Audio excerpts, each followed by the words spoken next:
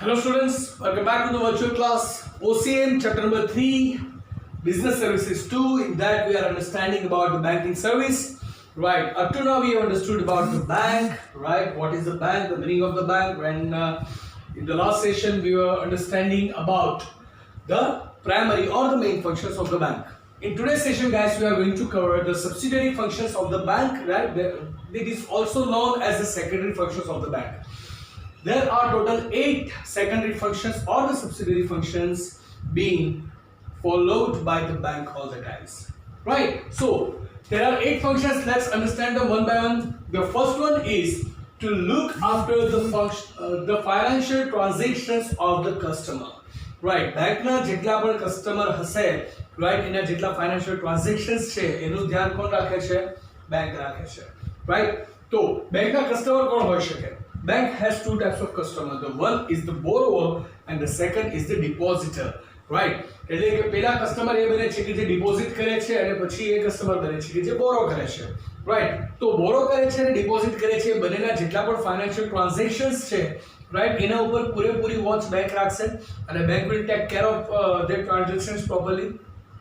સે for example ડિપોઝિટર છે, right, એ કોઈને ફંડ પે આઉટ કરવા માંગે છે, તે કોઈને ચેક લખીને આપે છે, તો હવે એ પર્સનને ચેક આપ્યો છે મેં, પણ મારા વતી on behalf of me bank is going to pay that money to that person.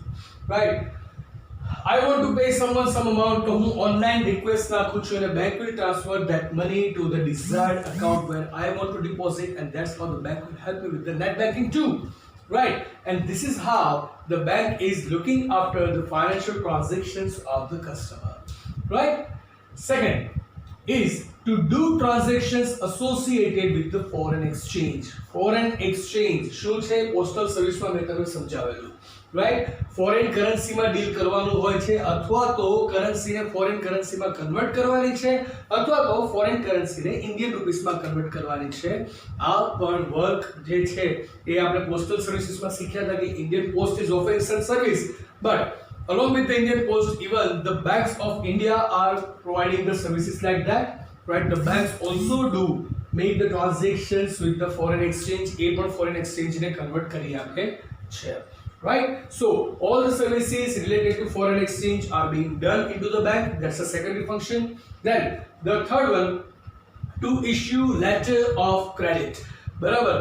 Sometimes કેટલી ક્રેડિટ મળે એમ છે, કોઈ વ્યક્તિને એનું ક્રેડિટ સર્ટિફિકેટ છે, અથવા તો કોઈ વ્યક્તિએ છે એને કેટલી ક્રેડિટ બેંક પાસેથી લીધેલી છે, અથવા તો માર્કેટ ક્રેડિટ એ પર્સનની શું છે, એના રિલેટેડ લેટર્સ બેંક ઇશ્યુ કરી આપે છે. બરાબર? તો એને આપણે ક્રેડિટ સર્ટિફિકેટ પણ કહી શકાય. બરાબર? કે ભાઈ આ પર્સનની ક્રેડિટ કેટલી છે, બેંક એને કેટલી લોન આપે છે, એના બેઝ ઉપર પર્સનનું ફાઇનાન્શિયલ ટ્રાન્ઝેક્શન્સ કેવું છે, એના રિલેટેડ રિપોર્ટ્સ પણ કોઈ પર્સનનો છે એ બેંક આપે છે. But in the main cases bank issues the letter of the credit. બરાબર? કે this is your credit limit and you can get the limit up to now. Right? અને on the basis of that each credit report જે છે that can be followed by the different people, and on the basis of that a person can avail the credit whatever is required. Right? So the banks do issue the letter of the credit too. Then the fourth one, again the same function of the postal service, and that is to issue traveler's check. Traveler's check શું છે? મેં તમને વાત કરી હતી કે sometimes when you are traveling, at that time if you don't have money, right, you can pay the money at a time or one place and you can issue some traveler checks. અને traveler checks જે છે એ તમે કોઈ પણ જગ્યાએ કોઈ પણ post office rural એરિયામાં અવેલેબલ હોય. રાઈટ? સેમ વે જ્યાં બેંકની બ્રાન્ચ હોય ત્યાં તમે ટ્રાવેલર્સ ચેક આપો અને you can get it encashed. Right? એટલે કે એડવાન્સમાં જ્યારે તમારે બિગ અમાઉન્ટ ઓફ કેશને તમારી સાથે ટ્રાન્ઝિટ નથી કરવી ત્યારે તમે ટ્રાવેલર્સ ચેક ઇશ્યુ કરી શકો છો. You can use it as of the need. Right? So the banks do provide the facilities for the travellers cheque too. Then the fifth one, the service of demand draft. Demand ડ્રાફ્ટને pay order પણ આપણે કહીએ છીએ. બરાબર? Demand draft means what? કે once it is demanded the money will be paid. It is the prepaid service કે મારે કોઈ પર્સનને પે કરવું છે, બરાબર, XYZ કોઈ પર્સન છે જો મારે પે કરવું છે, તો હું એ પર્સનના નામનો અને પેએબલ એટ વિથ સિટી, બરાબર, એ રીતનો હું એક ડ્રાફ્ટ કઢાવી લઉં. બરાબર? કે જેની માટે હું એડવાન્સ પેમેન્ટ કરીશ બેંકને અને બેંક એના પર થોડો ચાર્જ લઈને એક ડ્રાફ્ટ પ્રિપેર કરી આપશે. એ ડ્રાફ્ટ મારે કુરિયર કરવાનો, પહેલો પર્સન બેંકમાં જાય અને ડ્રાફ્ટ કવર કરી લે છે. બેંકમાં મારું એકાઉન્ટ નથી તેમ છતાં હું બેંકમાંથી ડિમાન્ડ ડ્રાફ્ટ કઢાવી શકું એમ છું.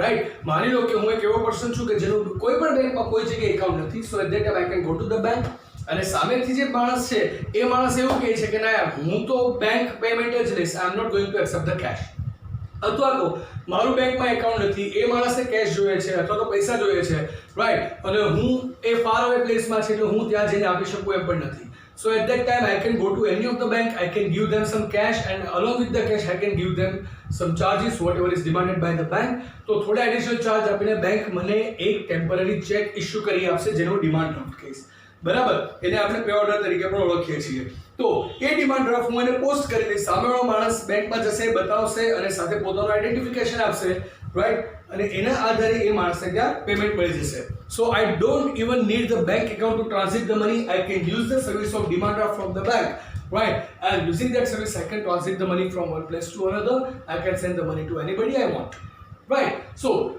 that is the service of demand draft then the sixth secondary function is to provide information related to credit of a person associated with bank right issue letter of credit જે તેમાં શું હતું કે credit કેટલી છે શું છે એનો લેટર આપે છે પણ અહીંયા એક પર્સનનું ક્રેડિટ સ્ટેટસ આપશે બરાબર કે કોઈ પર્સન છે બરાબર એને કેટલી લોન લીધેલી છે બરાબર એ લેટર નહીં પણ એની સાથે એનું ક્રેડિટ સ્ટેટસ શું છે બરાબર ઘણી અલગ અલગ કંપનીઝ હોય છે કે to start working with them you need to give them the credit certificate issued by the bank right હવે બેંક ક્યારે ખોટું ક્રેડિટ સર્ટિફિકેટ ના આપી શકે હવે માની લો કે કોઈ કંપની છે દે વોન્ટ કે ભાઈ ના સૌથી પહેલા તમારું જે ક્રેડિટ સર્ટિફિકેટ છે એ મને આપો એના બેઝ ઉપર હું નક્કી કરીશ કે whether you are financially stable or not if you are not stable financially if you are not having enough credit then we would not like to go further with you for the business or any activities right so in such cases a person is needed to go to the bank કે જેનું account હોય ને ત્યાં જઈને બેંકમાં request કરશે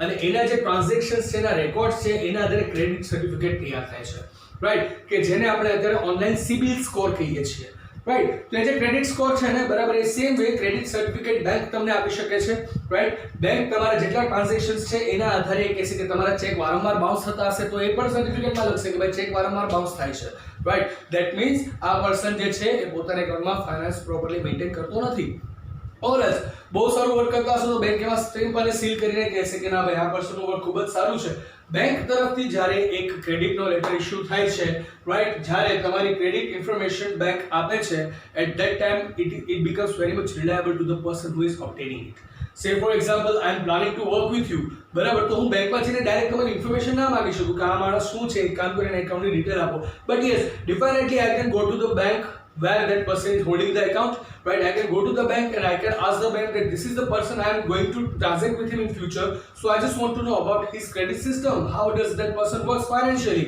right તો મારી રિક્વેસ્ટ ના આધારે જે પર્સન જે બેંક સાથે એસોસિએટેડ હશે બરાબર તો એ બેંક એ પર્સનનું જે ક્રેડિટ રિલેટેડ ઇન્ફોર્મેશન મને આપશે બરાબર કે એની ફાઇનાન્શિયલ ક્રેડિટ શું છે બરાબર કઈ રીતના ટ્રાન્ઝેક્શન્સ કરે છે સો ધેટ કોઈ પણ વ્યક્તિ જ્યારે વર્ક કરે છે ને બરાબર તો ત્યારે એને પીસ ઓફ માઇન્ડ રહે કે ના I have got the certification from the bank that person is doing well so there is no risk doing business with them right તો એક સર્વિસ છે કે જે બેંક પોતાના કસ્ટમરને આપે છે કારણ કે સારો ક્રેડિટ રિપોર્ટ આપશે કે જેને કારણે એને બિઝનેસ ઓપોર્ચ્યુનિટી વધારે મળી શકે છે right than The seventh is to provide service as underwriter. જ્યારે બેંકમાં તમારી ફિક્સ ડિપોઝિટ હોય છે બરાબર at that time underwriter means what the guarantor કે જો આ પર્સન પે નહીં કરે તો હું કરી આપીશ right in many of the transactions in many of the deals the banks are working as the guarantors જો તમારો પ્રોજેક્ટ છે એ બેંકને ઇન્ટરેસ્ટિંગ લાગે છે if the bank is quite confident કે તમારા પ્રોજેક્ટમાં પ્રોફિટ જ થવાનો છે તો એવા કેસીસમાં બેંક તમને ગેરેન્ટર તરીકે હેલ્પ કરે છે